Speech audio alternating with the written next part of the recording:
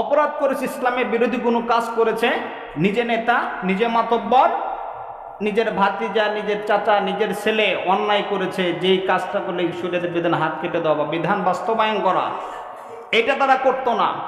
বরং গরিব অসহায় যারা আছে এদের যদি কোনো একই অপরাধ করতো, তাদের উপরে শরীয়তের বিধান বাস্তবায়ন করত।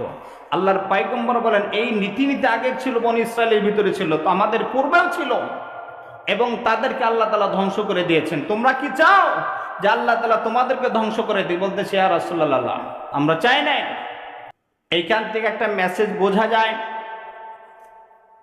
আল্লাহর পয়গম্বর বলেছেন আল্লাহ তাআলার বিধানের ক্ষেত্রে কারো কোনো ছাড়, জোরে বলেন, কারো কোনো ছাড় নাই।